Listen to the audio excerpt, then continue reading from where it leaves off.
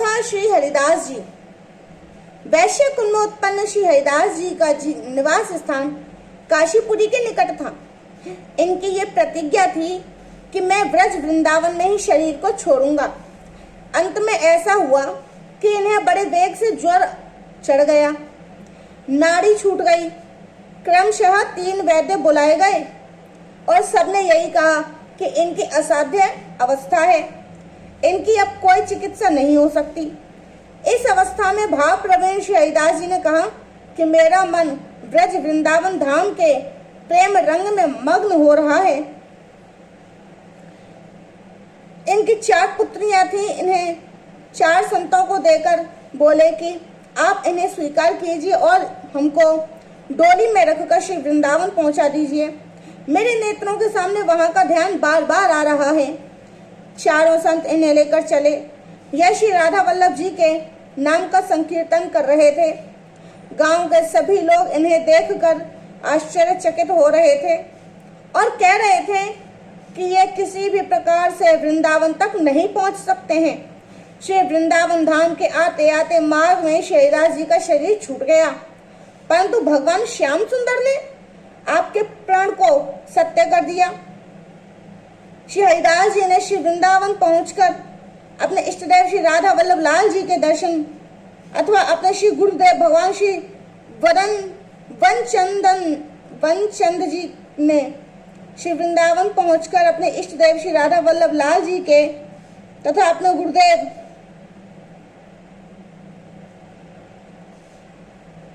भगवान श्री वनचंद जी के सप्रेम दर्शन किए। चील घाट पर जाकर श्री यमुना जी में स्नान किया और अपनी प्रतिज्ञा पूरी की। जो लोग इन्हें लेकर आ रहे थे वे लोग शोक करते हुए रोते हुए पीछे से आए और उन लोगों ने श्री हरिदास जी के गुरुदेव से तथा संतों से कहा कि श्री हरिदास जी को हम लोग श्री वृंदावन को ला रहे थे, परंतु दुख की बात यह है कि मार्ग में उनका शरीर छूट गया। श्री वृंदावन के सभी संतों ने कहा कि वे तो उसी दिन यहाँ आ गए थे। इस भक्त चरित्र में भक्ति का प्रभाव प्रत्यक्ष प्रकट है। भगवान की कृपा के बिना इस प्रकार दिव्य देह की तथा श्री वृंदावन की प्राप्ति कदापि नहीं हो सकती है। श्री हरिदास जी के यहाँ सदा संत सेवा होती थी। एक बार एक ब्रजवासी ठग वैष्णव वेश धारण करके वहां आया और बहुत दिन तक रहा। एक दिन जब श्री हरिदास जी घर में नहीं थे तो उनकी स्त्री को अकेली देखकर उस ठग ने उसे एक खंबे से बांध दिया और मुंह में कपड़ा भर दिया। तत्पश्चात घर में ढूंढकर सामान की पोटली बांधी और इसी के शरीर से भी आभूषण उतार लिए। इसी समय श्री हरिदास जी आ गए और उस ठग से बोले, आप क्या कर रहे हैं? कंपित लज्जित होकर वह चरणों में गिरने और क्षमा मांगने लगा।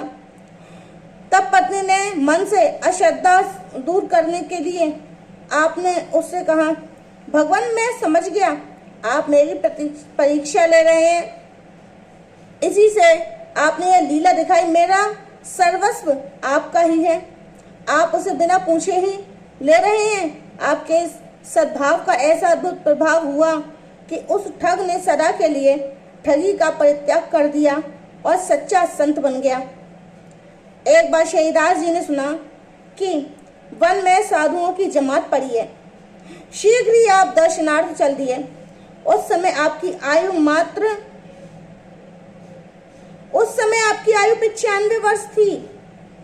घने जंगल में उन्होंने देखा कि एक सिंह ने गाय को पकड़ रखा है और उसे मार डालना चाहता है। दयावश उन्होंने सिंह में नरसिंह भगवान की भावना की और प्रणाम करके प्रार्थना की कि भगवान गाय को छोड़कर मुझे खा लीजिए। सिंह ने गाय को नहीं छोड़ा। तब आपने उसके आशय का अनुमान किया कि मुझ वृद्ध के शरीर से इनका पेट नहीं भरेगा, इसी से गाय को नहीं छोड़ रहा है। तब आपने कहा, मैं इस गाय के बदले अपने पुत्र को लाकर दे दूंगा, अब आप गाय को छोड़ दीजिए। इस प्रकार की प्रार्थना सुनकर सिंह ने गाय को छोड़ दिया। श्री हरिदास जी ने घर आकर सब समाचार अपने पुत्र को सुनाया तो वह बहुत प्रसन्न हुआ। इस नाशवान शरीर का इससे अच्छा सदुपयोग और क्या हो सकता है। पुत्र को लेकर आप वन में पहुंचे तो उस समय सिंह सो रहा था। इनके नाम संकीर्तन को सुनकर वह जाग उठा और उसने भयंकर गर्जन किया फिर इनकी ओर झपटा, पर ये दोनों भयभीत न होकर सहर्ष अपना शरीर समर्पण करने के लिए नरसिंह भगवान के सामने प्रकट हो गए। आपने नमस्कार तो किया पर संतुष्ट नहीं हुए, क्योंकि इनके मन और नेत्रों में तो श्री राधा वल्लभ लाल जी की शोभा बसी हुई थी। तब भक्त वांछा कल्प तरु श्री राधा वल्लभ ने प्रकट होकर दर्शन दिया। दोनों भक्त कृतार्थ हो गए।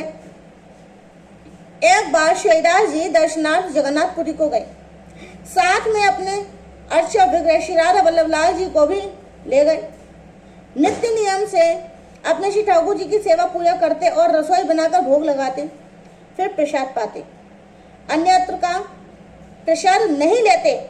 मंदिर के पुजारी जगदीश का प्रसाद लाते तो उसे सिर से लगाकर स्वीकार कर लेते, पाते नहीं। प्रसाद के अपमान को समझकर पंडा पुजारी बिगड़ गए, पर आप कुछ नहीं बोले।